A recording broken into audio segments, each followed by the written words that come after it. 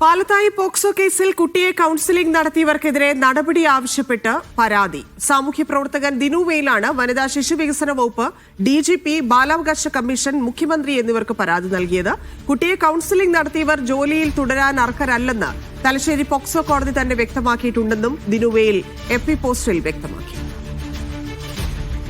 ഷബീർ ഒമർ ചേരുന്നുണ്ട്. ഷബീർ, ഈ കേസുമായി ബന്ധപ്പെട്ട് കഴിഞ്ഞ ദിവസമാണ് കൌൺസിലിംഗ് നടത്തിയവർക്കെതിരെ കോടതി വിമർശനം ഉന്നയിച്ചത്. കുറ്റപത്രത്തിലും അത് നോട്ട് ചെയ്തിരുന്നു. ആ സാഹചര്യത്തിലാണ് ഇത്തരത്തിലൊരു പരാതിയുമായി ദിനു വെയിൽ പോയിരിക്കുന്നത്. എങ്ങനെയാണ് നിയമപരമായുള്ള നീക്കം?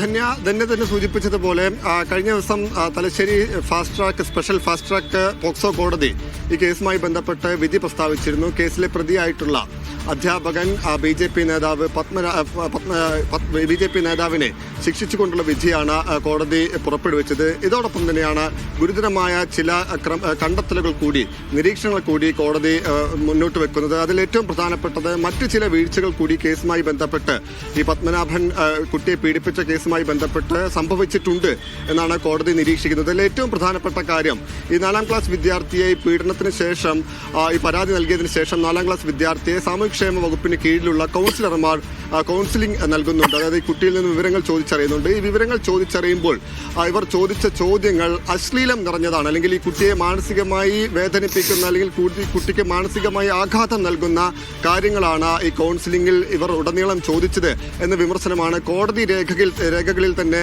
വ്യക്തമാക്കിയിട്ടുള്ളത്. ഇത് ചൂണ്ടിക്കാണിച്ചാണ് ഇപ്പോൾ സാമൂഹ്യ പ്രവർത്തകനായിട്ടുള്ള ദിനു വെയിൽ ഇത്തരത്തിലൊരു പരാതി നൽകിയ കാര്യം വെളിപ്പെടുത്തുന്നത്. FB പോസ്റ്റിലൂടെയാണ് അദ്ദേഹം ഇക്കാര്യം പറയുന്നത്.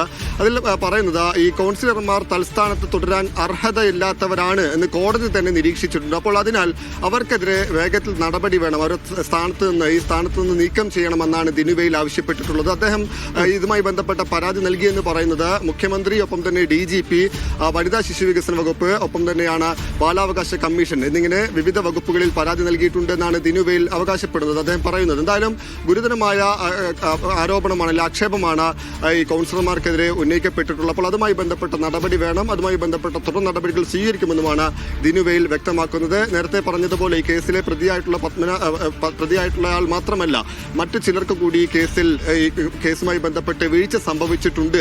അതിൽ പോലീസുകാരുടെ വീഴ്ച അടക്കം ഇപ്പോൾ വലിയ തരത്തിലുള്ള ചർച്ചയാകുന്നുണ്ട്. നേരത്തെ കേസ് അന്വേഷിച്ചതുമായി ബന്ധപ്പെട്ട വീഴ്ചയടക്കം ചർച്ചയാകുന്നുണ്ട്.